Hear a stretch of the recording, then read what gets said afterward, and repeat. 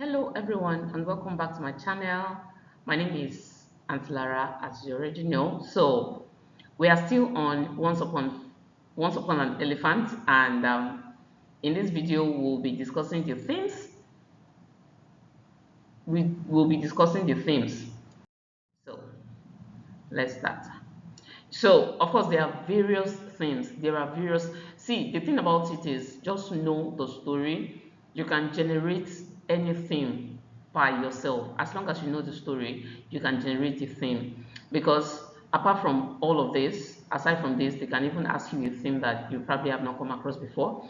But it's easier if you know the story, you'll be able to work your way around the theme. Because if they ask you a particular theme, they want you to bring out instances and the characters that portray those or that particular theme, and the areas where you can the areas where the theme is evident. So the first one is the theme of betrayal. If you check my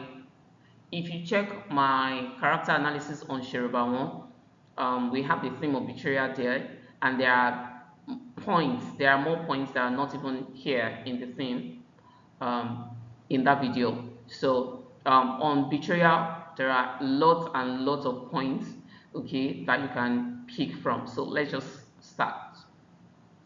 So this can be seen in the character of Sherebaon, who is supposed to be a patriotic elder of the village, but chose to become the tool used by King Ajanoku, both for his enthronement and perpetuation in power.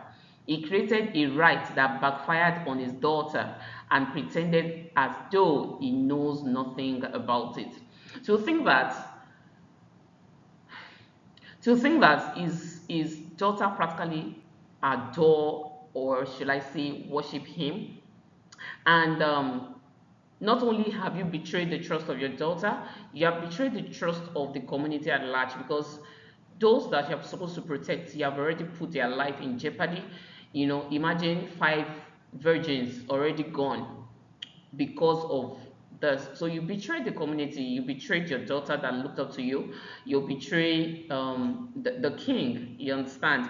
So, and of course, you would expect that a father that dotes on his daughter, seeing this happen to his daughter, he should look for every means possible to make sure that his daughter doesn't die, right? Because I mean, you are the mouth of the gods, so like you should have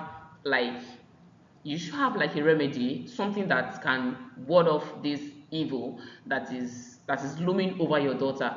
But the thing is, he knows what he has done, but he couldn't bring himself to admitting it to his daughter and to his wife. So they were in the dark. It's just like the Yoruba saying that kokoro tí ń jẹ́fọ́ Ijefolua, right? So is that kind of character. Now, another is that he also fathers a child outside of wedlock, who is coincidentally now the king, without the knowledge of his wife. I mean, imagine a grown-up child, you having a grown-up child, and your wife doesn't even know, okay? And that is why he wanted to do everything possible to make sure that his son becomes the king. Okay, he does not only betray the other elders and his wife, but also the whole community at large.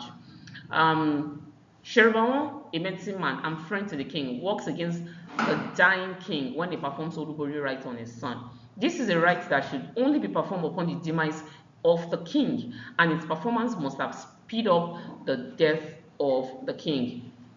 The king trusted Sherebaon, not just as his medicine man, but as his very good friend. And he betrayed the king's friendship and trust, okay, just for his own selfish reason. Sherebaon neglects King Akijobi's first son, that is Badere, because that's supposed to be like the normal heir to the throne, from being considered for the position of the king as tradition demands. So we go to the next theme, that is the power of women. Iyale takes Desola's parents and members of the community to seek solution from Iyadba rather than watch the child pass away.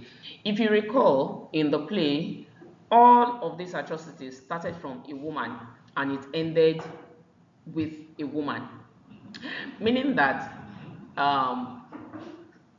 the king, Akinjobi's second wife, started all of this by having illicit affair with Shirobawon. Now, Akinjobi's wife is a woman, and then all these atrocities was eradicated by the help of a woman. Okay, so that's how powerful women are in the society. They could actually be good and the bad. So I just want to focus on the good parts of the women in this video. So Iyali takes the seller's parents and members of the community to seek solution from Iyagba rather than watch the child pass away. Because they know that, Iyali knows that contrary to what everybody think about Iyagba has the solution, or Iyagba can prefer solution to what is actually happening. And instead of them having to wait for a medicine man that does not even know what to do, okay, to save his daughter's life, they would rather go to Iyali to see if a solution can be preferred, which was what they did. Now, Iyagba fearlessly called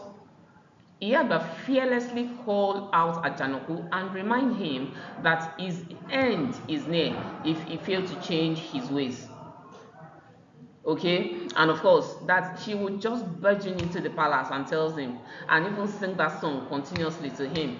Okay, Erinja Rele Owa Joba, you know, just telling him that, see, if you don't stop all these atrocities, your end will soon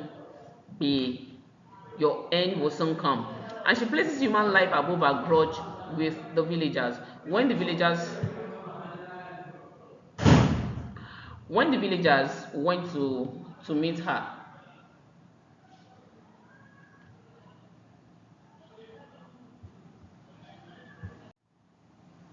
she places human life above her grudge with the villagers. She just put aside her differences, especially when she heard that Desola is not, especially when she heard that Desola is at the brink of death. Iyagba helps in the downfall of Ajanoku. She leads others to snatch the life of Desola back by engaging in a mock battle with the king, which leads to his death. She was the mastermind. She told them what to do. Even after Ajanoku said that, oh, okay, that the only solution to it is the pregnancy of Delani's wife, Omoyeni, that the only way out of all this is by using Omoyeni's pregnancy. Iyagba found another way to end Ajanoku's life. And still on the power of women, Iyagba helps in the downfall of Ajanoku. She leads others to snatch the king of by. Okay, so we've talked about this. Iyagba can be referred to as Deus Ex Machina, who helps to resolve the knotty issue of dictatorship in the play. She also helps to unravel the real father of King Ajanoku and the real owner of Omoyeni's pregnancy. So through Iyagba is just like the resolution to the conflict. Through her, we got to know, okay, the father of Ajanoku. We got to know that Shirobawon is the father of Ajanoku. We got to know about the atrocity Shirobawon, you know, had with the second king, right? And we got to know what led to Jesola's near-death experience. And with that, we have come to the end of the themes. Like I said earlier, there are several themes, okay, that you can get from this play, okay. But make sure that you have read the play, you know everything about the play already, and you're good to go. So in my next video, I'll be talking about the techniques used in the play Once Upon an Elephant. So I come your way next video. Bye.